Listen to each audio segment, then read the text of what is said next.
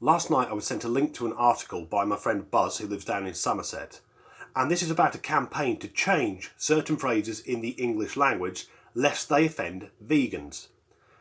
Now, I'm not a vegan, I'm not even a vegetarian. For anyone that doesn't know, a vegan is someone that doesn't use any animal products. But I've got some good friends who are vegans. They're all very nice, likeable people. There is one notable side effect of veganism, which is that you have to tell people you're vegan every 3 or 4 minutes. But aside from that, I've never heard any vegan say there's anything wrong with the English language, because phrases we use are not to be taken literally.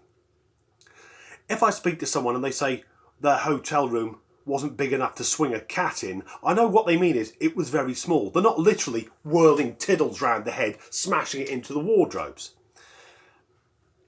But this campaign, and the interview was given to a lady called Dr. Sharina Hamza. I should say I've got notes. I never normally use notes, but we'll get to that. Dr. Sharina Hamza, who's described as an academic, and generally that means someone who's intelligent but also useless. Seems to think that the phrases we use, which imply animal cruelty, conjure up these images in our head. So this campaign has come up with some new phrases to replace old phrases, were we to see these things literally, and I am going to pick them all apart with my own bleak logic.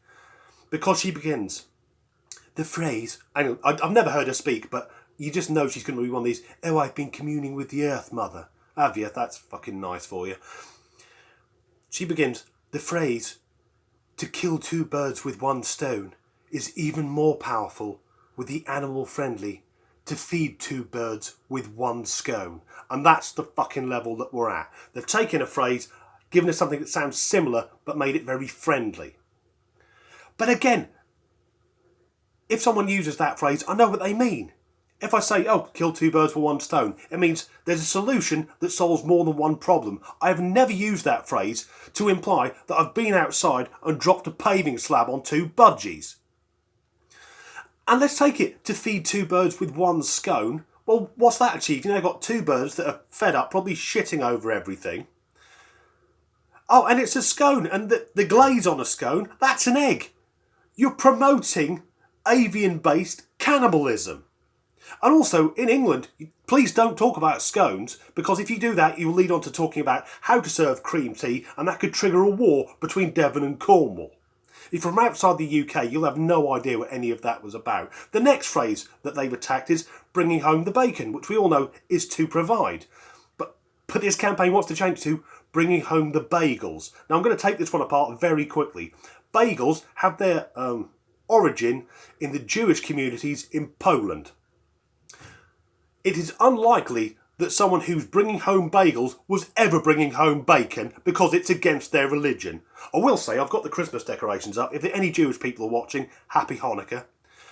Then another one about, don't put all your eggs in one basket, which is about hedging your bets or spreading your finances out rather than putting them all in one place. But the literal way of looking at this is, if you drop a basket full of eggs, you'll break them all.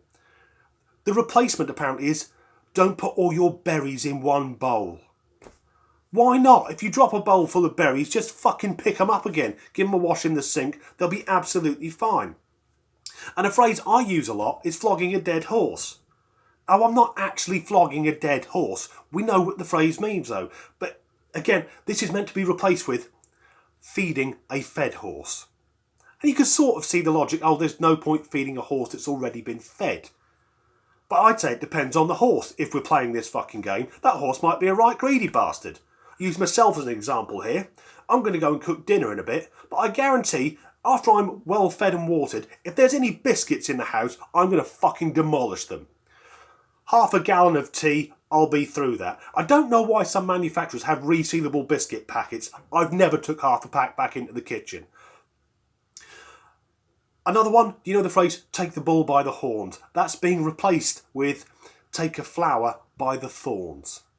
Now, what fucking imbecile grabs a flower by the thorns? You either look for the gap in the thorns in the stem, or wear fucking gloves. Grasp the nettle, we've already got that, we don't need cover that one again. And you may be thinking, Danny, this doesn't matter, it's idiotic PC bullshit. It'll never happen.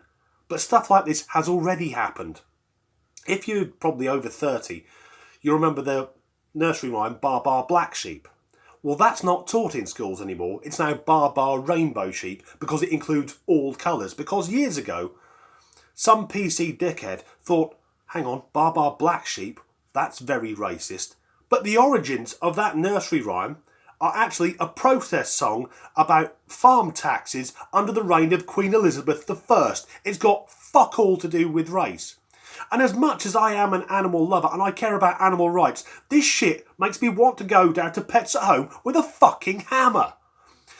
Just to upset some kids, get a bunny and go, look, sorry, I've been pushed to this. Thinking about it, it'd probably be better just killing some of the kids, because if this is what it's like now, God knows how PC it's going to be when they grow up. So this whole thing, let's change the language to protect vegans, I'd go along with it if I heard some vegans saying they want the language changed. What I think it is actually a very famous animal product. It's bullshit.